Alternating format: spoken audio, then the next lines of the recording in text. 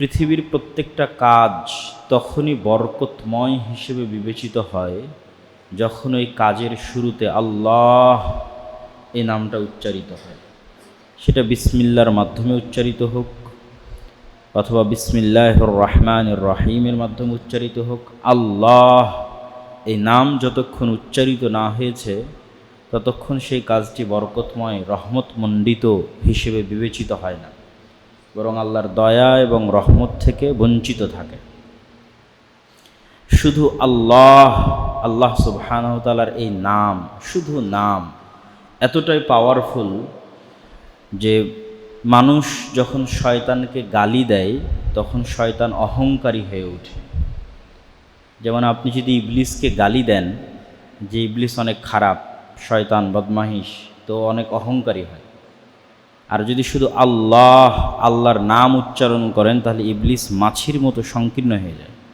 পৃথিবীর যে কোনো শয়তান শুধু আল্লাহ এই নামের উচ্চারণে সেখান থেকে বিতাড়িত হয় এবং অনেক সংকীর্ণ এবং ছোট হয়ে যায়। শুধু আল্লাহ সুবহানাহু ওয়া তাআলার নাম, শুধু এই নাম এত পাওয়ারফুল যে রাসূল সাল্লাল্লাহু আলাইহি ওয়াসাল্লাম বলছেন, কেউ যদি প্রতিদিন বলে বিসমিল্লাহি লা ইয়াদুররু মা ইসমিহি শাইউন ফিল আরদি ওয়ালা ফিস সামা ওয়া হুয়াস সামিউল আলিম, যে আমি ওই আল্লাহর নাম স্মরণ করছি যার নামের মাধ্যমে, যার নাম থাকলে, লা ইয়াদুররু মা ইসমিহি, যার নাম থাকলে আসমান এবং জমিনে এমন কোনো শক্তি এবং ক্ষমতা নাই যে আমার কোনো ক্ষতি করতে পারে। ওয়া হুয়াস সামিউল আলিম, এবং তিনি সকল কিছু দেখছেন এবং জানেন। এই কথা যদি কেউ বলে তাহলে তাকে ক্ষতি করার মতো আর কোনো শক্তি এবং ক্ষমতা নেই, যে সারাদিন সন্ধ্যা পর্যন্ত, সন্ধ্যায় বললে সকাল পর্যন্ত আর কিছু তার ক্ষতি করতে পারবে না। তো আল্লাহ, শুধু এই নামটাই এতটা পাওয়ারফুল।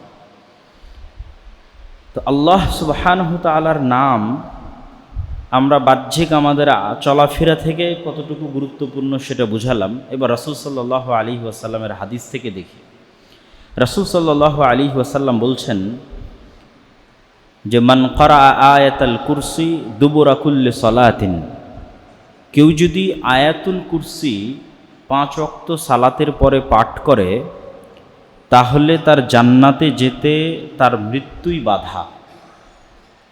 সে এখনো জান্নাতে যায়নি, মরেনি এই জন্য। তো আয়াতুল কুরসিকে রাসূল সাল্লাল্লাহু আলাইহি ওয়াসাল্লাম সমগ্র কোরআনের সবচেয়ে মহান আয়াত বলেছেন। তো আয়াতুল কুরসির মধ্যে এমন কি আছে যা আয়াতুল কুরসির এত ফজিলত, যে ফজিলত কোরআনের আর কোনো আয়াতকে দেওয়া হয়?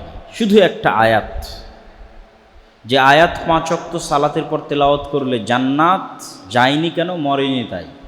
যে আয়াত কোরআনের সবচেয়ে মহান আয়াত, যে আয়াত তেলাওয়াত করে যদি কেউ ঘুমায় তাহলে তার মাথার কাছে একজন ফেরেশতা থাকবে সকাল পর্যন্ত।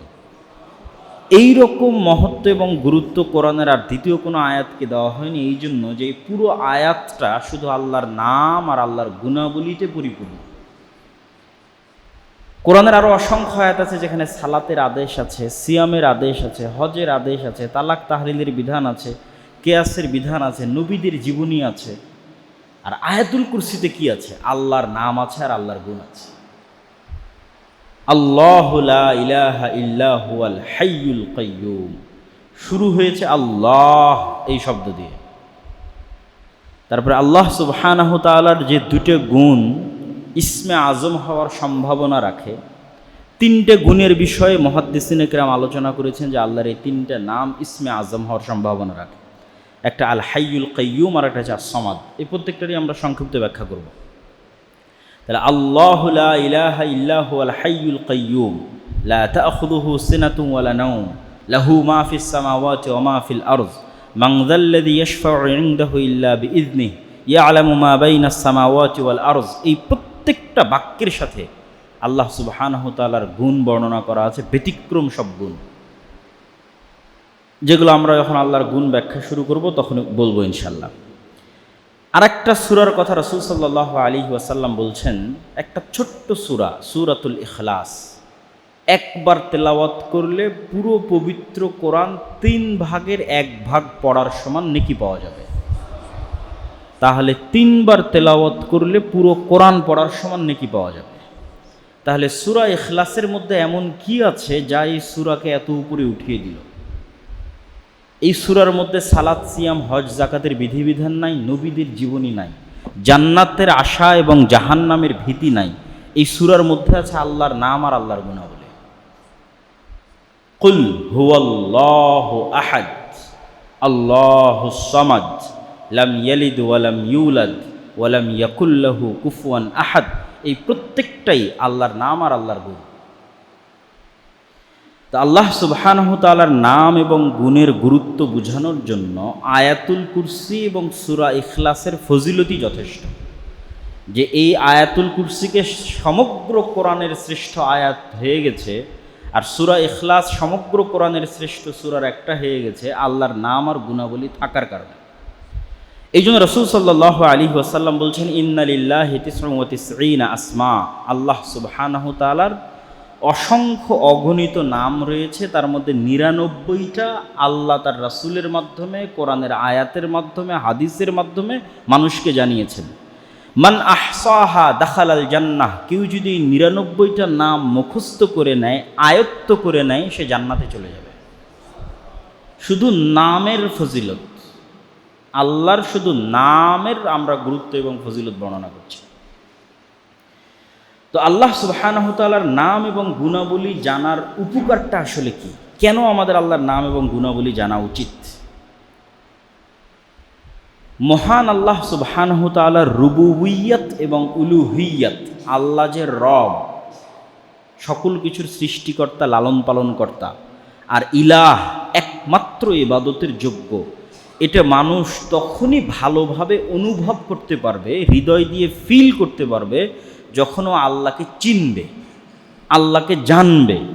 জানেই না আল্লাহকে, চিনেই না আল্লাহ সুবহানাহু তাআলার গুণাবলী কি, তাহলে তার অন্তরে উলুহিয়্যাতের জায়গা দখল করে নেবে, ভালোবাসা, বড়ত্ব, মহত্বের জায়গা দখল করে নেবে অন্য কেউ।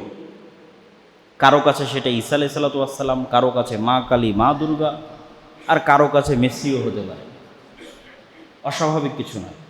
কিন্তু যখন আল্লাহ সুবহানাহু তাআলাকে চিনবে এবং জানবে, তখনই রব এবং ইলাহ হিসেবে আল্লাহকে মানাটা তার জন্য সহজ হবে। তো আপনি একটা মানুষকে চিনবেন কি দিয়ে? তার নাম দিয়ে। একটা মানুষকে চিনবেন কি দিয়ে? আব্দুল্লাহ একজন ভালো লেখক, ভালো বক্তা, অমুক তমুক, এই মানুষের গুণ আর মানুষের নাম দিয়ে আপনি মানুষকে চিনবেন। তো আল্লাহকে চিনবেন কি দিয়ে? আল্লাহর নাম, আল্লাহর গুণ দিয়ে। তো আল্লাহ সুবহানাহু তাআলার নাম এবং গুণাবলীর বিস্তারিত ব্যাখ্যার আগে সংক্ষিপ্ত জাস্ট আল্লাহ সুবহানাহু তাআলার সমগ্র নাম এবং গুণের সামারি আমি একদিক থেকে আপনাদেরকে একটু পড়ে শোনাই, তারপরে আমরা আল্লাহর গুরুত্বপূর্ণ কিছু নামের ব্যাখ্যায় যাব ইনশাআল্লাহ। আল্লাহ এক ও অদ্বিতীয়, তিনি অনাদি। অনাদি মানে যার কোনো আদি নাই। অনন্ত, ইনফাইনাইট মানে যার কোনো শেষ নাই। চিরন্তন, ইটারনাল, স্থায়ী। তিনি অমুখাপেক্ষী, তথা কারো মুখাপেক্ষী তিনি নন, তার কোনো সাহায্যকারী লাগে না। তিনি সকল দুর্বলতা থেকে পবিত্র, সকল প্রয়োজন থেকে পবিত্র। দুর্বলতার মধ্যে আছে ঘুম, তন্দ্রা, ক্লান্তি। প্রয়োজনের মধ্যে আছে খাওয়া, যত ধরনের প্রয়োজন মানুষের হয়। তার সন্তান, তার পিতা নাই, এগুলোও প্রয়োজন, এগুলো থেকেও পবিত্র। তার ঘুম, খাওয়া, বিশ্রাম কোনো কিছুর প্রয়োজন হয় না। তিনি কোনো কিছুর সদৃশ নন, যে কোনো কিছুর সাথে মিলবে হুবহু, এরকম নন। তিনি সত্তাগতভাবে আসমানের উপর আরশে আজিমে সমুন্নত, তবে তার জ্ঞান এবং তার ক্ষমতা এবং তার রহমত সারা পৃথিবীর সকল সৃষ্টিজীবকে ঘিরে রেখেছে। আসমান এবং জমিনের প্রতিটি ইঞ্চিতে একমাত্র তারই একচ্ছত্র রাজত্ব ক্ষমতা বিদ্যমান। সকল সৃষ্টিজীব ইচ্ছায় অথবা অনিচ্ছায় তার অনুগত, বাধ্যগত অবস্থাতেও তার অনুগত। সকল সৃষ্টিজীব তার তাসবিহ পাঠ করে, তার দিকেই ফিরে যায়। তিনি তার সকল সৃষ্টিজীবের চেয়ে বড়, শক্তিশালী, মহান। তিনি যা ইচ্ছা তাই করতে পারেন। সকল কিছুর উপর তিনি ক্ষমতাবান। তিনি সকল কিছু জানেন, এমনকি মানুষের অন্তরের খবরও জানেন। তিনি একই সাথে তার সকল সৃষ্টিজীবের সকল কথা শোনেন এবং সকল সৃষ্টিজীবকে দেখেন। অন্ধকার রাতে কালো পাথরের উপর চলা কালো পিঁপড়াকেও তিনি দেখতে পান।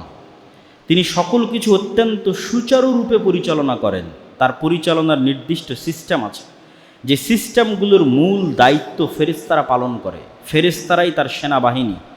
তিনি সরাসরি ফেরেশতাদের সাথে কথা বলেন, নবীদের সাথেও কথা বলেন। তার চেহারার নূরের প্রভাবেই সমগ্র আসমান, জমিন, সূর্য, মহাবিশ্ব আলোকিত। তার কাজে কোনো ভুল ত্রুটি এবং কোনো কমতি নাই। তার ম্যানেজমেন্ট সিস্টেম অত্যন্ত সূক্ষ্ম। তিনি সর্বোচ্চ ন্যায়পরায়ণ এবং সর্বোচ্চ প্রজ্ঞাময়। মহান আল্লাহর সৃষ্টির ক্ষমতা আছে, এই জন্য তিনি সৃষ্টি করেন। সৃষ্টি করার জন্য তিনি তার ইচ্ছা এবং তার আদেশই যথেষ্ট কোনো কিছু সৃষ্টি করার জন্য। যেহেতু তার জ্ঞান এবং হিকমত আছে, সেহেতু তিনি ইচ্ছা করলে নির্ভুলভাবে এবং সুচারুরূপে সৃষ্টি করেন। সৃষ্টিজীব যেহেতু দুর্বল, সেহেতু সৃষ্টিজীব ভুল করতেই পারে। এই জন্য মহান আল্লাহ ক্ষমার ব্যবস্থা রেখেছেন, কেননা তিনি দয়ালু। তার দয়ার কারণেই তিনি ক্ষমাশীল। মহান আল্লাহ অজ্ঞতা বা অক্ষমতার কারণে কাউকে ক্ষমা করেন না, যে না ওকে ধরতে পারলাম না তাই ছেড়ে দিলাম, ওকে মারতে পারলাম না তাই ছেড়ে দিলাম না, জানি না ও একটা ভুল করেছে জানি না তাই ছেড়ে দিলাম না। অজ্ঞতা এবং অক্ষমতার কাউ কোনো ছেড়ে দেন না। পূর্ণ ক্ষমতা থাকার পরেই ক্ষমা করেন। পূর্ণ ক্ষমতা আছে শাস্তি বাস্তবায়নের, কিন্তু তারপরও ক্ষমা করে দেন। এই জন্যই তিনি মহান। কল্যাণকর কাজ মহান আল্লাহর নিকটে প্রিয়, আবার সেই কল্যাণের উত্তম প্রতিদান দেওয়াও মহান আল্লাহর নিকটে প্রিয়। অকল্যাণকর কাজ মহান আল্লাহর কাছে প্রিয় নয়, তবে অকল্যাণকর কাজ কেউ করলে ওটা ক্ষমা করা মহান আল্লাহর কাছে প্রিয়। ন্যায়ের সাথে এবং হিকমতের সাথে শাস্তি বাস্তবায়ন করাও আল্লাহর কাছে প্রিয়। আল্লাহ শাস্তি বাস্তবায়ন করলে তিনি ন্যায়পরায়ণ এবং সত্যবাদী, এই কারণে শাস্তি বাস্তবায়ন করেন। কারো উপর থেকে প্রতিশোধ নেবেন এই কারণে শাস্তি বাস্তবায়ন করেন না। ন্যায় প্রতিষ্ঠা করতে গিয়ে শাস্তি বাস্তবায়ন করেন। আর শাস্তি বাস্তবায়ন না করে ক্ষমা করে দিলে উনি ক্ষমাশীল আর দয়ালু, এই কারণে ক্ষমা করে দেন। আল্লাহর প্রতিটি আদেশ কল্যাণকর, কেননা তিনি প্রজ্ঞাময়। আল্লাহর প্রতিটি প্রতিদান তার ন্যায়পরায়ণতা এবং তার দয়া। মানুষ জাহান্নামে গেলে আল্লাহর ন্যায়পরায়ণতার কারণে জাহান্নামে যাবে, আর মানুষ জান্নাতে গেলে শুধু আল্লাহর দয়ার কারণে জান্নাতে যাবে। তিনি শাস্তি প্রদান করতে পারেন, তবে শাস্তি প্রদানকারী তার নাম নয়। কেন? তিনি সবসময় শাস্তি প্রদান করেন না। কিন্তু আল্লাহর নাম দয়ালু, কেননা তিনি সবসময় দয়া করেন। শাস্তির ক্ষেত্রে তার ক্ষমতা থাকলেও তিনি সবসময় করেন না।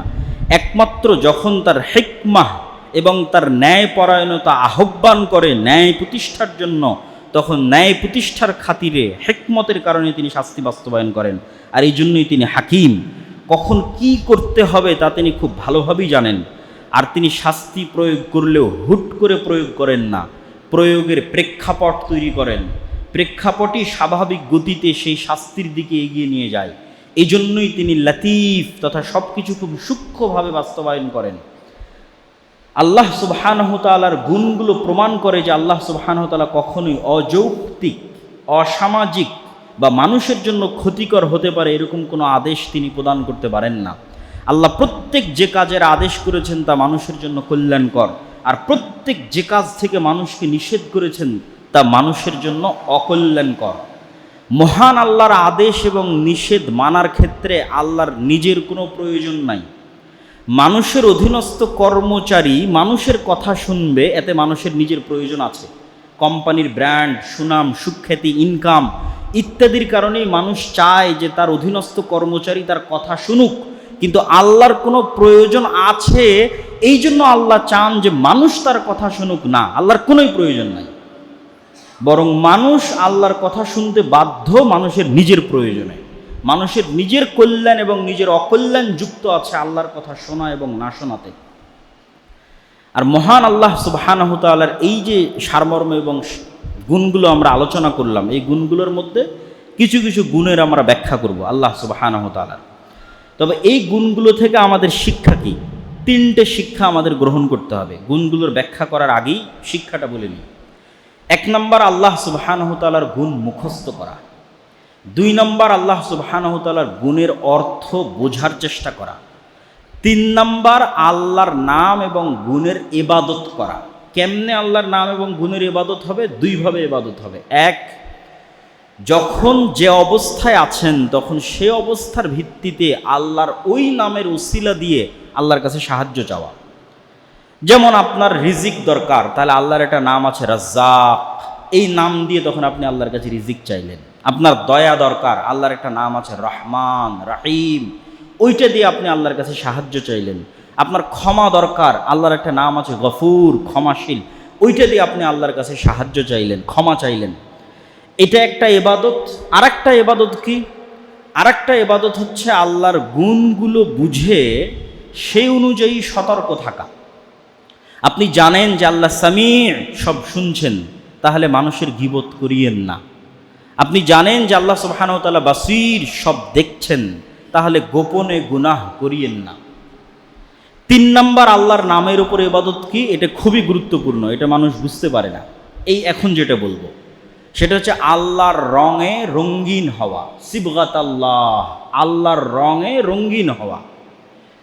কার আচার ব্যবহার স্বভাব চরিত্র আপনার মধ্যে থাকবে, কার স্টাইল, কার ধরন, কার গুণ আপনার মধ্যে থাকবে।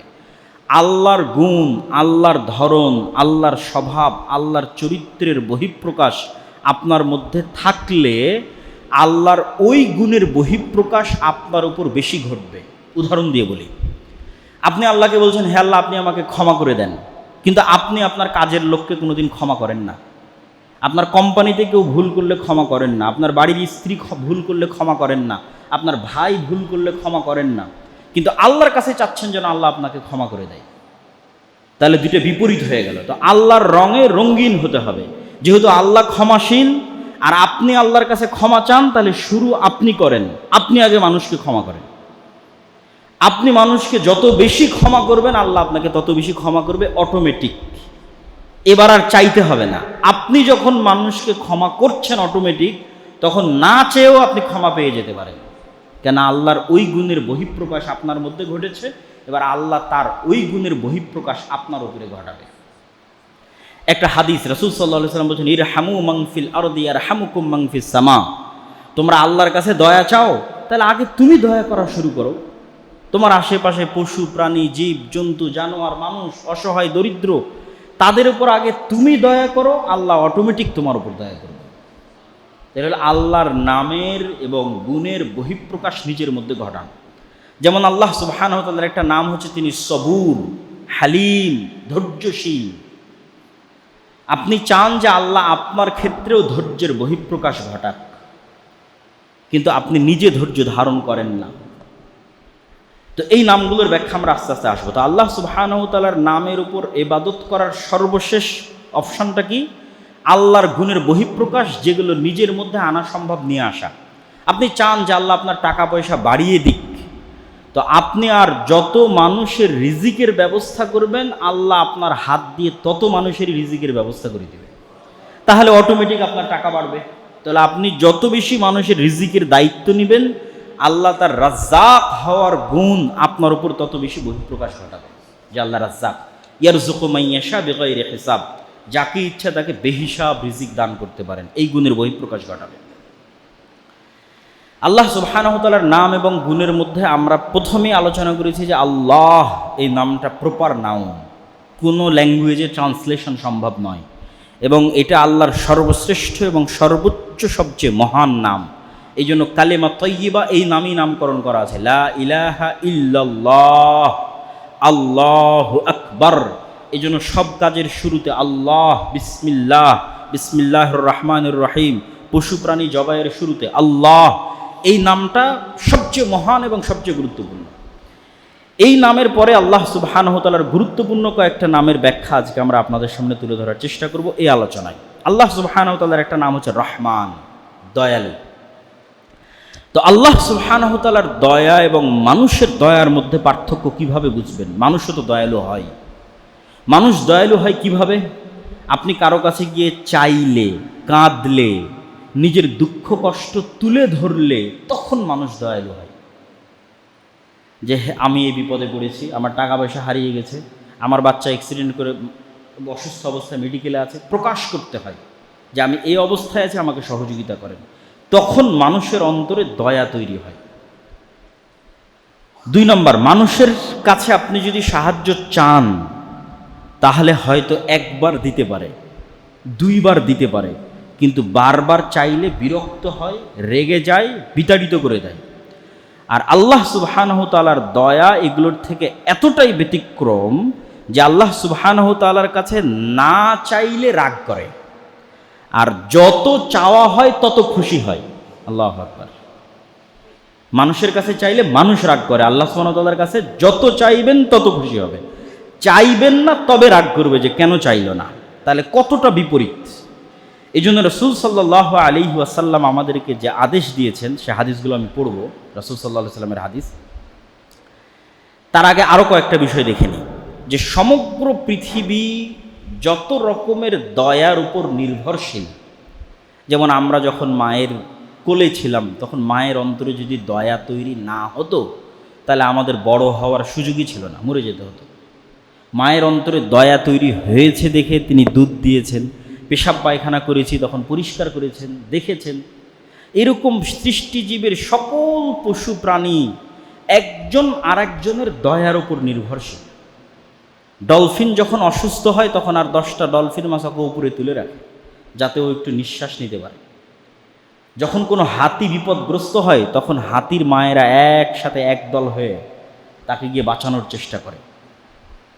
এরকম যত প্রাণী আছে আমাদের আশেপাশে, দেখবেন প্রত্যেকটাই তার সন্তানের প্রতি কী পরিমাণ দয়াশীল, ভালোবাসা, মহব্বত।